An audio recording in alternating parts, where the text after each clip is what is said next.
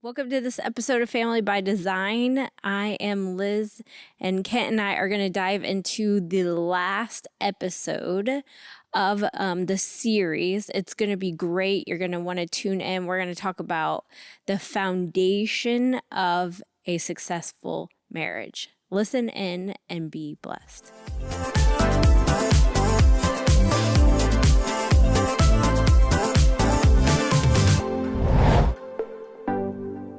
Okay, so this is the last episode in this series and season series. And we, one of the things that is really important is just to have this idea that, we're coming together, right? We want to stay together. That's right. And so it's funny because people oftentimes are like, I want to be with you forever. And I've said this to you before, but I'll reiterate that if I had to make a decision, like right now, make a decision. It better be the right one. Do you want to be with her forever or not? I would say. As of right now. Probably. At yes, this moment. I want to be with you forever. I literally am like, because I've had discussions with the Lord. I'm like, Lord, you gave me not just like a wife. You gave me somebody that I didn't. I've said this before too, that I loved you, but I didn't necessarily like you when we first got together. You were kind of annoying. You were clingy and all this stuff. And it's true. I was annoying? Yeah, absolutely. A little bit. But I was. But see, now you're not though. I mean, I absolutely love being with you. And the Lord, and so I've told the Lord. Now I'm your best friend? Yes, definitely. And so now I've told the Lord, I'm like, Lord, you've given me, being selfish here, you've given me this most amazing woman, and now we're only going to be married for this lifetime. Like that doesn't, like I can't compute. It doesn't feel long enough. It doesn't feel long enough. Oh, yeah, that's so sweet. So for some people, they're like, okay, can we get this over with? I know, but I feel bad for those people. But yes, I'm so glad that we've built something that we want to keep going forever, and but we can't. You're right. Because the Bible says that you will neither be married nor given in marriage. Right. That's crazy. Eternity. So it's a reality. So with that, we better make the most of it. That's right. And we are, I believe. I've wasted some time, and I've Stop had that then. some, this, that, and the other, where I'm like, I look back and I'm like, whatever, who cares? Why did I spin my wheels on that for 2 months? Right. We only have this time to make it be everything it can be, but we do want it to have longevity to where we don't just make it and be married to the end of our lives, but it's actually, we enjoy it. That right. It's good all the way, and actually gets better and better and better all the way until the end. Yeah, that's and then good. we die in each other's arms like they did in The Notebook. Which is a movie you don't recommend. I don't recommend that movie. This is a lot of years ago. But how fun would that be? To die in each other's arms, no. What? No, I'm dying first. No. Why can't we die at the same time? Okay. So at any rate, we don't want to live without did you just tell me, no, I can't die first? Yes, I did. Okay. Not happening. Anyway, I have a question that kind of can pair along with this and go with what we're going to talk about. Which is about having longevity. Yes. Yes. So should your spouse be your best friend? That would have been another great episode to talk about. Yes. If your spouse is not your best friend, you have a problem. You need to fix something. Now, I understand, like, guys have got, guy friends that they go hang with and whatever. Like, that's fine. Girls have got their girlfriends that they go shopping with and whatever. Totally fine. But the person you confide in the most, which would be, how I would view a best friend, should 100% be your wife, be your husband. Whatever it is for you. It's 100%. If they are not your best friend, you need to fix your marriage. I like it. Okay. Do you agree with that? I agree. I agree with that. And so, with that being said, then what's the secret sauce? What's the key to having longevity, sustaining a great marriage? First of all, we've discussed this. It's not longevity, it's longevity. Whatever. But the word does start with LONG, so. But So if you I say it long. then if you say longevity, then you have to put 2 G's in there. It only has 1. So if you say it long, then it's longevity. So you have to say it longevity. Anyway, moving on. Grammar police. You guys want a glimpse into our life together? This is it all the time. There you go. This is how we know we have a good marriage, is that I can laugh at when you correct me when I say the wrong things. This coming from a guy who speaks for a living, who everybody has heard say stupid things. Anyway, what is the answer? What's the answer? To long I can't do it. Longevity. I did it. You did it. Good girl. Longevity, the key to it is, this is what I believe is the bedrock for it. I don't want to know about the bedrock. I want to know the key. What's the difference? There isn't. I mean, there is a difference, but I what's said, the difference? what's the key? And then you said, here's the bedrock. So I was asking for a key. So here's the difference, because a key unlocks something that you walk into, Okay. right? Unlocks the door. A bedrock is something you build on top of. Okay. And I feel like this is more of a bedrock. Okay. I got you. So what is the bedrock? The key is no. So it is communication with God and with each other, and in that order. Yeah. If you only work on relationship with each other and you don't have God as the center, I mean, what are you doing? What is that? Because this is primarily a podcast that Christians listen to. Right. So I'm just going to assume everybody listening to this is already a believer in Jesus. If you are trying to work on yourself and they work on them, and you work on your stuff together, but Jesus is not the center of it, what in the world are you doing? He's supposed to be the center of everything. So it's communication with him, number one, but also extremely important, because communication with him, he's very easy to get along with because he has no flesh. That's true. We can be challenging because we have to deal with flesh. This is so also true. We have to work on having good communication together. Our relationship, we have a very good relationship, and 100% the reason why we do is because we have learned how to communicate together. And we've learned how to have a relationship with the Lord individually. Correct. But then beyond that, we've learned how to communicate together. There is no substitution for good communication. No, that's good. And I think something you said was key is that we individually have relationship with the Lord, because a lot of times, not a lot, sometimes spouses get this wrong and they think that they can sustain relationship with God through the spouse. That is unsustainable. That's not even right. It's not right. No, it's not how it's supposed to work. But this is even part of my testimony is that I thought that my way to the Lord, or my relationship with the Lord, was based upon you. Yeah. And your relationship.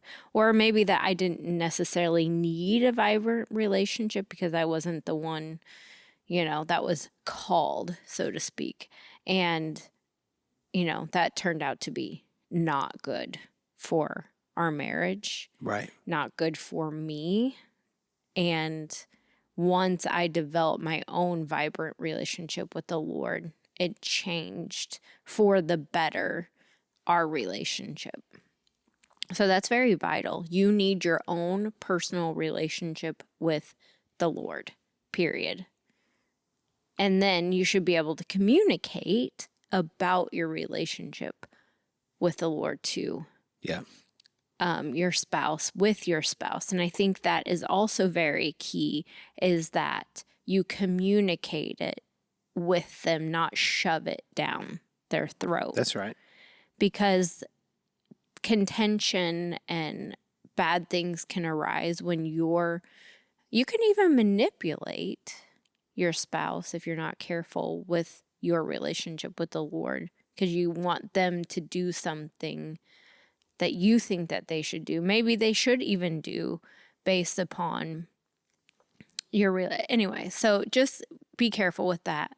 Follow the Lord, have good relationship with him, and then allow that to be a positive, or it should be a positive influence in your relationship with your spouse, and cause really good communication between you.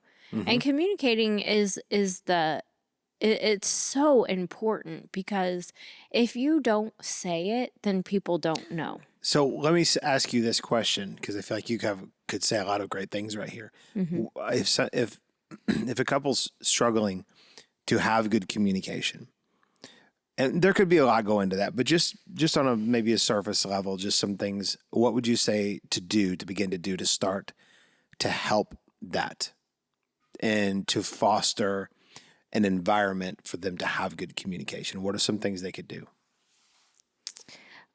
I think personally, you have to know what's like going on with you and be okay, and not like in this reactionary state. Like you're just communicating to gather information or to speak information. Be quicker and listen more. Be quicker to listen more. Yes. Be quicker to listen more. Slow to speak. Yes. Quick to listen. Right. Sounds like a Bible verse. Yeah. I think it is. Because that's usually where we get ourselves in trouble. Ask a lot of questions, and be careful how you're asking the questions, because sometimes you can manipulate or be pointed in a direction and how you're asking. But like, again, this is about like you trying to gather information. So asking a lot of questions does several things. It allows you to gather information. It allows you to not to use against them. Right. It allows you to start adding value to your relationship, because you're asking about them. So it's a very like selfless thing when you ask questions. You're learning about them, and you're trying to, if you're doing it right, seek to understand their perspective. You're in a sense seeing from their eyes, getting their opinion, getting their thought. And when you're like leaned in and you're wanting to do this because you value them, you desire connection, you are wanting to understand, then they're going to communicate back with you, usually in a very good way, because they feel safe. It really breaks down a lot of walls that right. could be there. So like be there. A good question, I think sometimes, and this is something that like I've asked myself, is, am I a safe place? Am I a still water for somebody to come be beside and be able to talk to? And honestly, you've taught me a lot just by how you conduct yourself towards me, because you are just probably more by nature, and me more by just nature, just kind of the way that we're wired. You are still waters. I'm rushing waters. Like I can come into the room and I can really disturb things, you know, but I can also get things done. And, you know, like there's that's not positive right. There's to positives. And still waters can be like, I had a dream one night that we were in the middle of a tornado and you were sleeping in a bed. And the question came, was that because you're at peace or because you have your head stuck in the sand? Dang it. You know, and actually in that instance, I think it was a little bit of the latter is what it was. Yeah. And so anyways, yeah, there's positives and negatives to all that. But so asking questions is a good thing. I'll throw out something that I think is a good thing to help jumpstart and really develop a, you know, kind of a culture in your home and your marriage to have good communication, not just communication, but good communication. Go on walks. Oh yeah. Super practical. Go on walks. And if you can, leave your phone. We always take our phone, but whatever. We've learned to like still communicate and have a phone. But do what you have to do to where you are able to just connect together. If you like to, you could even hold hands on the walk, whatever. You could stop halfway and make out or something if you wanted. Like you could do any and all those things. We've never done any of that. So those are things you can do. But literally, like, doing practical things like that can really help, because that's one of our go-to things at this point in our life is we go on walks. We enjoy it. It feels healthy for us. When during the winter, it feels harder for us because we can't go out. We've got a particular place we like to go and we walk. We don't usually see a lot of people. And we have walked probably hundreds of miles now on this path. And we have solved a lot of problems. We have solved so many problems inside of me, probably a lot, some inside of you, quite a bit together, but then just about our life and in ministry and with their children and relationships and just everything that we do, because our whole life is revolved around helping people, as pastors. And so, but walking, super practical, is a good way to do it. And I would say even in our communication, it isn't always about solving a problem. Sometimes it is about solving a problem. A lot of times it is. Sometimes it's about like very practical, like, what are we doing? What's going on here? It's very transactional. And that's okay, because sometimes communication needs to be transactional. But not all the time. But not all the time. Right. And I think that this has been why walks have been so good, is it gives us a space to kind of dream together. Yeah. And talk about like hopes for our futures. Yeah. And, even places of pain, but like in the places where we're talking about hope and we're sharing dreams and things, desires and things, that's like very healthy to do. And I think that as married couples, we don't do that. We have to dream together. You don't have to, but I think if you want it to be healthy, you have to. I believe, and I think that this is a key ingredient in people's marriages that they aren't cultivating, is dreaming together. Because that helps you know that you're going towards a future together. Mm-hmm. So that safeguards against some other things, but it like gives you like some anticipation. It shouldn't be like this place where you get into striving. So you have to be really careful about that, and then trying to like make something happen for your spouse or something, like, oh, I want to make this dream come true for them. But it's like just supposed to be like a creative, like safe, fun thing that you can do together to help you run towards your future. And so it's important that we do this. We should be talking about hopes and dreams, and like even and then some of that space you can navigate through places of pain and disappointments of like why you haven't been able to dream, or why you don't want to anymore, or even like being okay with saying that, like, if you say this to, like, you talk about dreaming, then to me that might even feel like I need to make that happen, because I know like we went through that, like I have like these big dreams that I want, and you felt like you needed to make it happen. I was like, I'm not saying that I'm just telling you things I'm excited about, but I don't need you to do it for me. I'm just communicating with you. Yeah, that's all good. So another thing too, I think that people can do that to help foster communication is to pray together. Yes. This is a very challenging thing for some people. It has been for us. Let's just be honest. And it's never been on your part. It's been on my part because I had things I had to work through or whatever. So praying together is another really important thing, because now you're communicating together with the Lord. This might be the most important thing you can do to foster good communication with each other, is to literally pray. Get your flesh out of the way. It does. It does. It forces you to get your flesh out of the way. With this, you can take communion together, because now you're taking your focus off of you and your problems, and you're putting your attention and focus on Jesus, the solution. So communion is a really powerful thing to do together. Is there what else? Other things that you can do to help foster good communication?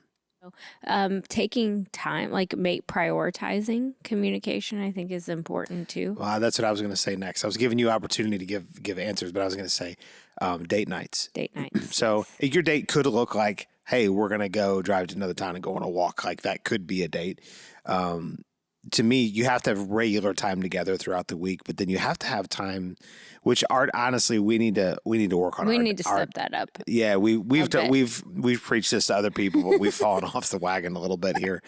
And because like our date last night was like, it was, I mean, dinner was good, it was fine, but then I mean, we were at Lowe's, which when you're building a house, we built the building for the church, and then we built a house. So we're building a house. But that was fun. Fine. Like, It was- we're yeah, it kind was of like fine. designing cabinets. Yeah, I was tired of doing it, but It's anyways, because you were hungry. I was getting hangry actually. So, but anyways, having good date night. So there's lots of things you can do. You just have to be intentional, begin to work on it. Listen, the bedrock for a good, healthy marriage is always going to come down to communication with the Lord and communication with each other. If you don't have good communication, you will not have longevity in your marriage. You can come together. You might stay together, but it won't be sweet. If you want your marriage to be sweet, you have to learn how to communicate well together.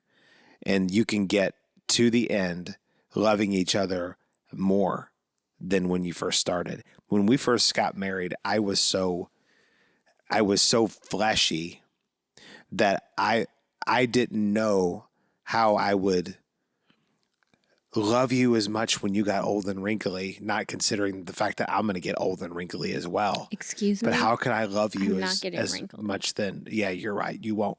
And just a hypothetical situation. I mean, if we're 90 years old and you had wrinkles, not that you will, because you still look like you did when we were 18.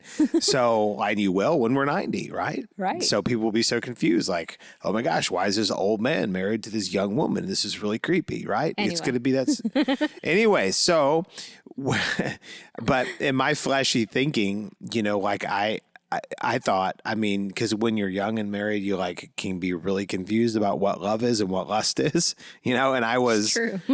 when we first married, I was lusting after you, if you will, but it wasn't really lust because we were married, so it was okay. But I realized that building a loving relationship and really loving each other has almost nothing to do with how you look. Yeah, that's It true. has everything to do with the person inside the body. And I had someone tell me one time, they said, you know, the longer I'm married, the more it's not. And he was talking about in context of having physical relationship with his spouse. And he was saying, it's not her body that I'm attracted to as much anymore, but it's the person inside of her body. It's who she really is. And I found that with you, that I'm more attracted to you now than when we got married. Yeah. And I have a feeling that when we are 90 years old, I will be more attracted. It'll be a good thing that maybe my hormones won't be like they were when we were 18, But maybe they will. but maybe they will be. Who There knows? might be an Abraham and Sarah situation. No thanks. You don't think so? Anyway. Okay. Anyways, I do want to I have a pro tip for the men on communication. okay, let's hear it. All right. I'm going to give a pro tip for the women then to close this thing out. Okay, pro tip for the men. Men, for no reason at all, periodically, Apparently, this is all the time that we have left on this episode. weekly, at least weekly, stop everything that you are doing. Go look in your wife's eyes and say, let's talk. What do you want to talk about? And stay engaged. Wow, this is the first time I've ever heard this. Okay, well, note taken. Stay engaged. Let her talk. Let her ask as many questions as she wants to ask. And you have the mind to answer all of them and not get irritated about all the communication around all the mindless things that she wants to talk about. Okay. Note It will taken, work out point well taken. for Do you. I do that well? Sometimes. Whoa. It depends. Okay. Okay. I'll work on that. Okay. Now, do you have a pro tip for the women?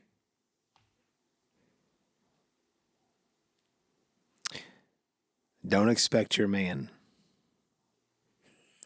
to do things like that. No. False. I would say learn to disengage your emotions as the motivator for conversation, but let it just be to build a good relationship with your husband. So pull your emotions out of it. Not that your emotions can't be involved, but don't let them be the driving force. They need to be the caboose and not the engine. Mm-hmm. Because our marriage has grown because we've both grown. But one of the best things you ever did was remove your reactionary state out of it and just come and say, I'm here to serve you and to help you and to love you. What can I do for you? Mm-hmm. And that did more for me and our communication together than maybe anything else that you've ever done, is because you learn not to be emotional about the situation, but like, let's come together and talk. Because guys don't do well as a whole with like a wife who's like overbearing and nagging and like always flying off the handle and whatever, and I'm not saying you've done all those things, but you've learned to get your emotions under control and just come and have great conversation. And we have really good relationship and conversation because you do that very, very well. Okay. I like it.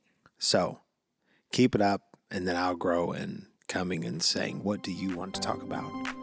Okay. Cool. There we go. It. Done. Thanks for tuning in to Family by Design. We're so thankful you took this time to listen and participate with Liz and I as we discuss these very important things concerning marriage and family. If you're blessed by this ministry, in particular this podcast, we'd love it if you would leave a review. It'll absolutely help boost our ratings and help other people to be able to find this podcast to bless them as well. We want to give a special thanks to our partners. Those of you that partner with Ward Ministries, you make this possible. If you'd like more information about partnership, you'd like to become a partner with us, you can go to wardmen.org and find all the information there, as well as other resources. So we bless you in the name of the Lord. Thanks for tuning in.